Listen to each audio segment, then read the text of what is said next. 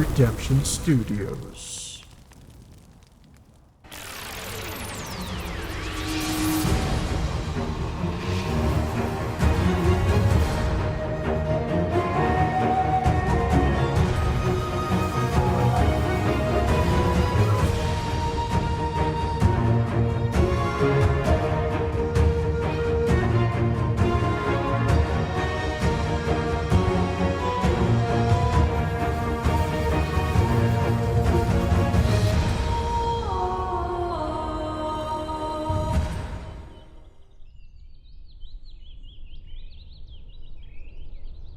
Aldoria, a faraway planet covered in lush forests, large oceans, and beautiful mountains.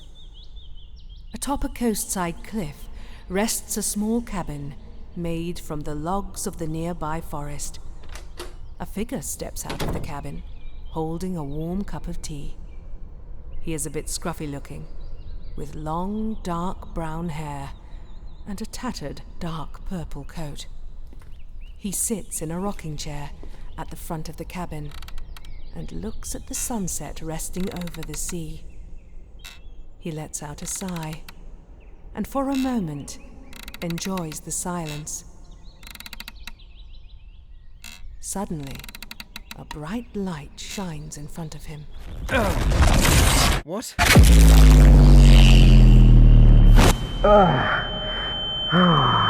This light is no sunset, but something more. As the brightness fades, he finds himself surrounded in black, a place with no ground below him. Yet he stands in a shapeless void. Hello? Hello! Well, this is all too familiar. Show yourself. I know you're here somewhere. In the emptiness, a blast of light beams behind the doctor. Tucking a strand of long brown hair behind his ear, he turned to see an orb. It was glowing purple with wisps of pink and magenta. It flickers and twinkles. The light began to dim. At least that's what the doctor believed it to be doing. I knew it. We've done this before. Hello again. It's been a long time since I've seen you, Doctor. My voice emits from the light, flickering upon each syllable. In a fluid-like motion, the ball of light began to transmogrify, gradually taking the shape of a human silhouette. 2 arms and legs unfurl. A torso and waist coalesce, culminating in a head poised regally atop its neck. As the brilliant radiance wanes, it unveils a woman of distinguished presence. Tall, with hair like burning embers seeping out from under black coals, clad in a plain yet elegant brown 3-piece suit. She exudes warmth, her smile radiant and inviting. Well, that was certainly new. I like the new look.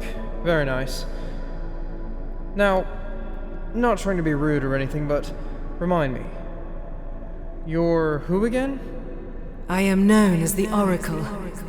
I see all that was and is to be. Not just in this universe, but in all universes. I watch over humanity, Time Lords, reality. I know all. Right. You do realize that I'm currently, out of office, as it were. I am here to warn you about the things to come. Surely you know about the ramifications of telling me about future events, right? Indeed, but worry not, dear Doctor. I have foreseen this moment. I've been watching you from the beginning. Thrilling stuff, might I add. But the time has come where you can no longer outrun your destiny. And I'm sorry, Doctor. It will break you. I beg your pardon.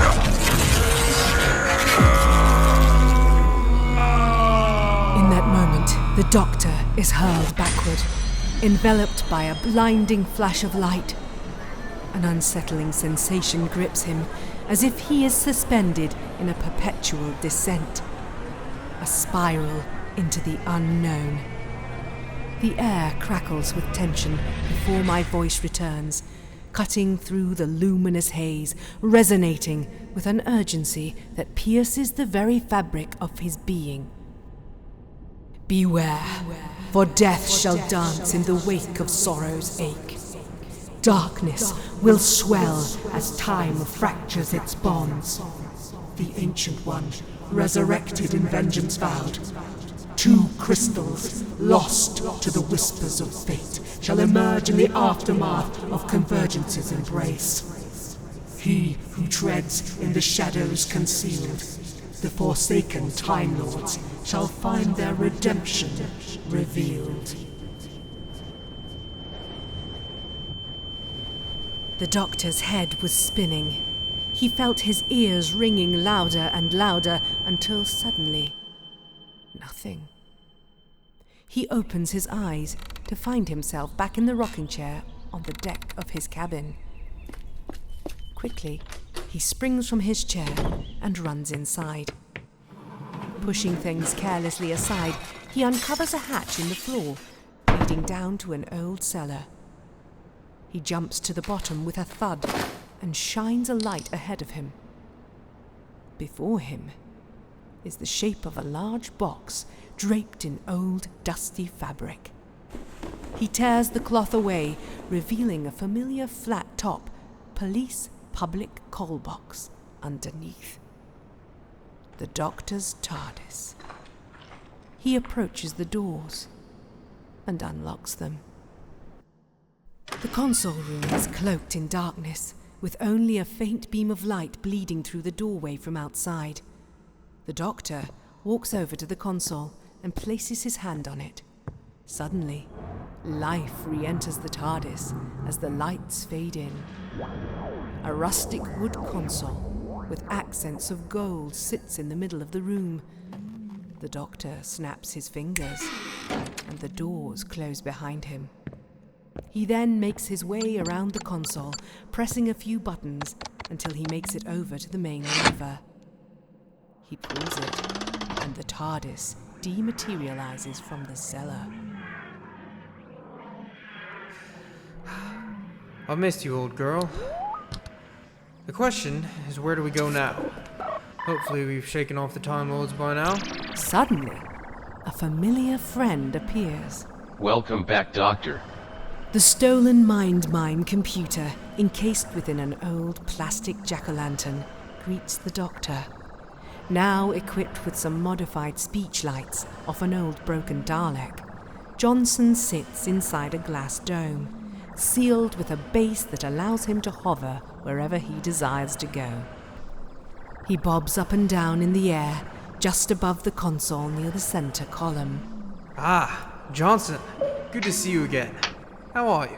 My systems are operating at maximum efficiency, and this mobility dome is a great improvement. Good.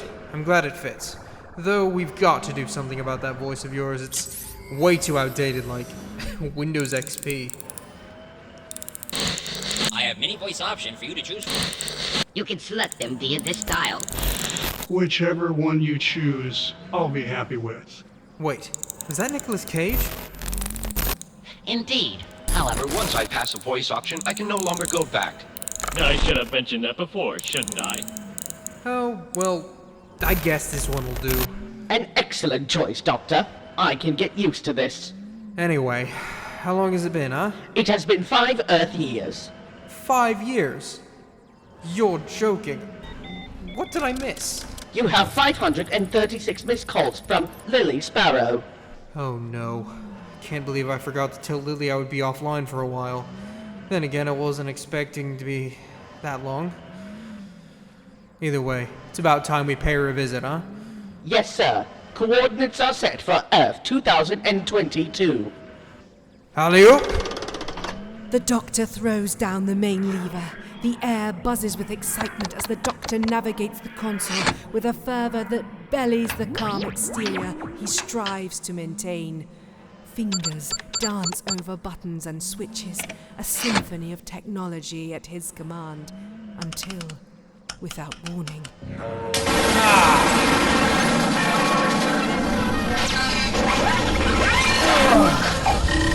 a sudden piercing shriek of the TARDIS, accompanied by the rumble of shifting currents. Johnson, diagnostic report. Systems are picking up traces of spatial distortions in the time vortex. Spatial distortions? Can that even happen? Searching the TARDIS databanks. The TARDIS convulses violently, a creature trapped in the tempest of the time vortex. It feels as though the very fabric of time itself is resisting its passage, its hull rattled by unseen forces, as if fate has chosen this moment to intervene. The Doctor, eyes narrowed with determination, grips the console with white-knuckled urgency, willing the TARDIS to regain her course. The sound of controls grinding and alarms blaring fills the air, a cacophony that crescendos with the struggle for control.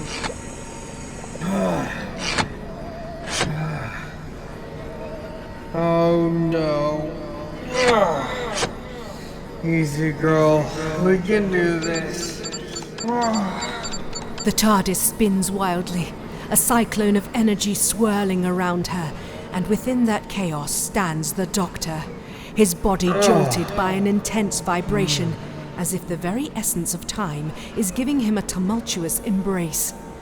In this dizzying dance, he becomes acutely aware of the sensation of being rippled through the fabric of history itself, a fleeting moment where past, present, and future collide, in a kaleidoscope of discord, only to be stifled by an electric silence. The whirring ceases, and the echoing vibrations fade away.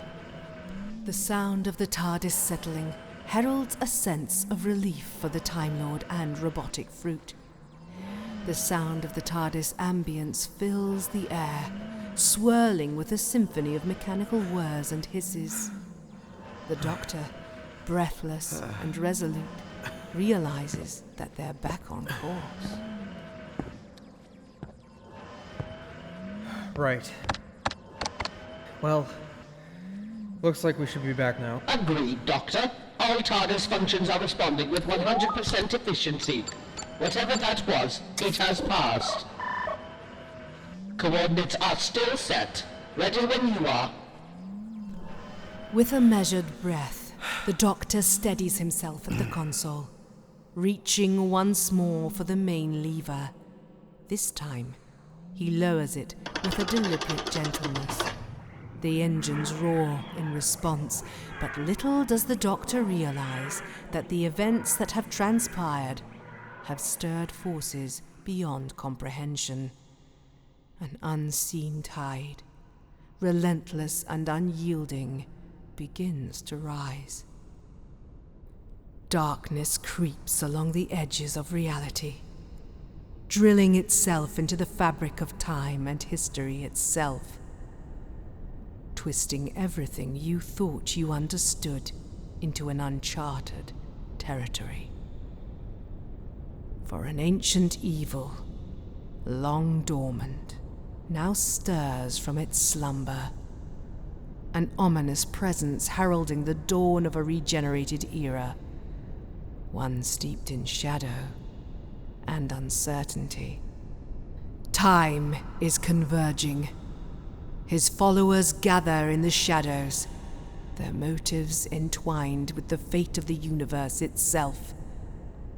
An ancient name whispers across the winds, leaving only the chilling reminder that even in the vast expanse of time, darkness lies in wait, ready to reclaim its dominion. He is awake.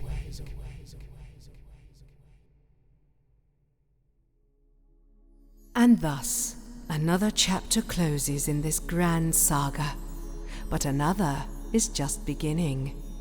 One where adventure beckons and peril lingers just beyond the horizon. Until next time, dear friends, be kind to one another.